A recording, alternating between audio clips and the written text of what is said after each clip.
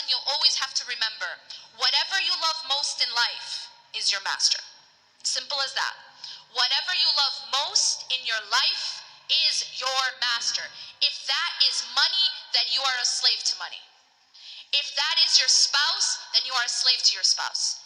If it is your children, and now I'm talking about something that's just like blows your mind as a woman, especially as a mother and as a father. We definitely ain't taught this, that there's a wrong way to love our children. What? There is a wrong way to love your children. Why do you think we have so many problems with the whole mother-in-law issue? Do you want to know the reason? Anybody want to know the reason? This is the reason. It's because the dynamic to begin with from day one was unhealthy. I'm telling you guys something maybe we don't want to hear, but it's the truth. The dynamic was unhealthy from day one because that boy, that son of yours was never supposed to be in that part. That part is saved for Allah. Your life was never supposed to revolve around your children. I know, it's like, what? Your life was never meant to revolve around your children. It's unhealthy. And actually, your life is supposed to revolve around Allah. This is something we're not taught. But it's unhealthy, and it creates unhealthy consequences. And yes, that is why we have an issue then when the son grows up and now he's getting married and all of a sudden there's a competition. There's not supposed to be a competition between a wife and a mom. That doesn't even make any sense. But the fact that there is only because the dynamic from day one was unhealthy and it was wrong. They taught you that you're supposed to revolve your life around your son, namely your son. They taught you that that's actually how to be a good mom. It's not how to be a good mom. It's unhealthy. Your life continues to revolve around Allah, whether you're married or unmarried, whether you're a mother or you're not a mother. And only when your central point in your life is Allah, your greatest and deepest devotion and love is for Allah, only then, and mark my words, only then will you have healthy relationships with the creation. Only then can you have a healthy relationship in a marriage and with your children and with your friends and with your colleagues. Only if you're putting everything in the right compartment. I'm not up here to tell you that you're not supposed to love your children. For God's sakes, we love our children to death. I'm not here to tell you you're not supposed to love your spouse. I'm not even telling you not to love money. Love these things. Allah subhanahu wa ta'ala and His Messenger made it halal. But what does Allah warn us from? Allah warns us in the Quran. قُلْ إِنْ كَانَ آبَاؤُكُمْ أَوْ أَبْنَاؤُكُمْ. Allah in this ayah gives us a list of all halal things. All halal things. Say, if your fathers, meaning your parents, your sons, your children. And Allah lists 8, I think, halal things to love. And He says your parents, your children, your spouse, your siblings, your wealth, your business where you fear decline. Is any of this halal? Is any of this haram? Does the ayah say your boyfriend or your gambling or your drinking habits? No, all halal. But Allah warns us, if any one of these things ahabba ilaykum min Allahi wa rasulah is more beloved to you than Allah and His Messenger, that's when you face a problem. Because even the halal, if it's loved in the wrong way, will cause much damage. And this damage will be to yourself and others. So the first thing I want to say is this: we have to put things in their proper place. When we say La ilaha illallah, when we say there's no ilah except for Allah, what we are saying is that nothing else goes in the core of our hearts and in the core of our lives. Nothing else do we revolve our existence around except for our Creator. And that can't be our money, it can't be our business, it can't be even our children or our spouse. It can't be status, it can't be power, it can't be our career. It can't be these things. And I'm going to tell you guys another secret. Remember how I told you about orange juice in the gas tank, right? How do you know? How do you know that you're loving something in the wrong way? I'm going to give you a very easy way to know. It's going to hurt like heck. It's not going to feel good. It's not going to feel right because the car knows that you just put orange juice inside of the gas tank. The car feels it. It doesn't run right. It actually ain't going to run. It's not going to run at all.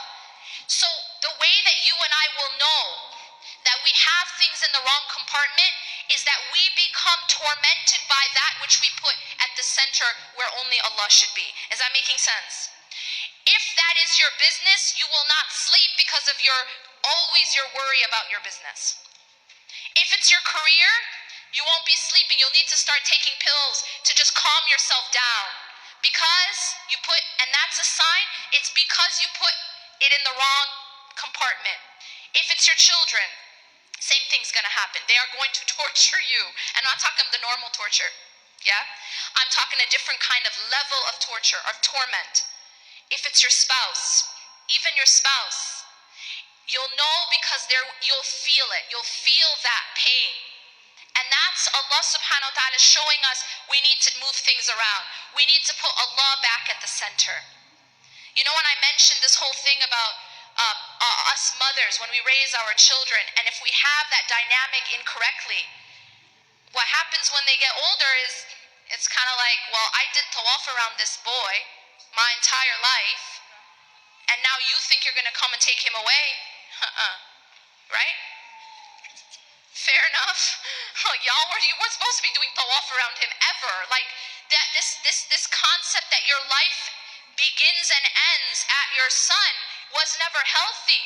No, that's not what it means to be a good mom. What it means to be a good mother is you have Allah at the center, and then you love your children, and then you love your spouse, and then you love everyone else, but Allah's at the center. You don't put Allah aside. You don't put Salah aside because you got soccer practice. You feel me? Oh, but I have to take my kid to XYZ, every kind of activity in the universe, but I'm missing my Salah. That means my priorities are off. Or I gotta cook this, so I'm missing Salah. That means that my priorities are off. And you're gonna find this. If someone that you love doesn't like your hijab, doesn't like it, doesn't look nice, someone you want to marry, right? Or someone that you're already married to doesn't like your hijab, well, now it's a question, what's at the center, right? Because you're being actually told to choose. We have to make sure that we have the right thing at the center. If it is not Allah and His Messenger, if it is not Allah and His Messenger, we suffer and then we make others suffer. So that's the main thing I want to emphasize. And I actually don't have time to get to the other points because I had less than 20 minutes to talk about love. But I will say this very quickly. I do go into more detail about all this in my book, but something else I want to say quickly, and I won't have much time to emphasize it. Some other pitfalls we fall into when it comes to romantic love. One of the big ones is that we focus on the surface and we miss what's inside. Now, obviously, in terms of appearance, yes, this is an obvious thing.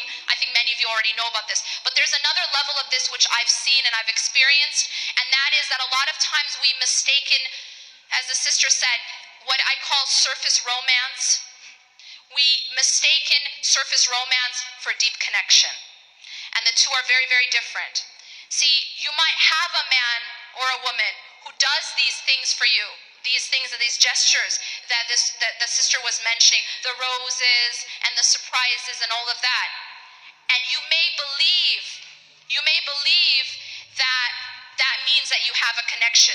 But there is a very, very big difference between surface romance and deep connection.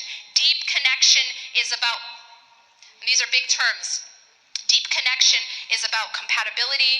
Deep connection is about vulnerability. Deep connection cannot only just be in these gestures. So I advise you and all those who are looking, for example, for marriage, look deeper. And one last thing I want to say, I will tell you, and everyone who advises you will tell you, look for deen, look for character. Absolutely, those are a must. But I will also tell you that it is not enough. It is not enough. And I'm going to say this, and I know this from experience. What I speak about, I know from experience, that it is not enough.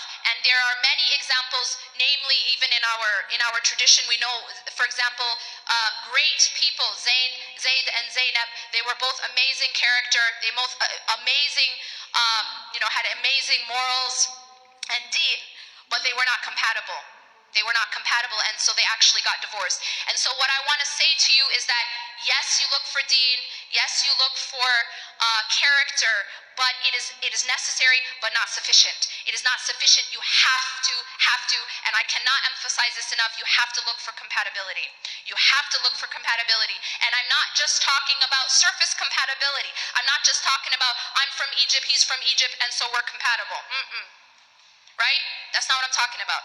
I'm talking about a deeper level of compatibility, and that's again a whole other discussion. أقول قولي هذا واستغفر الله لي ولكم إنه غفور رحيم سبحانك اللهم وبحمدك أشهد أن لا إله إلا أنت أستغفرك وأتوب إليك.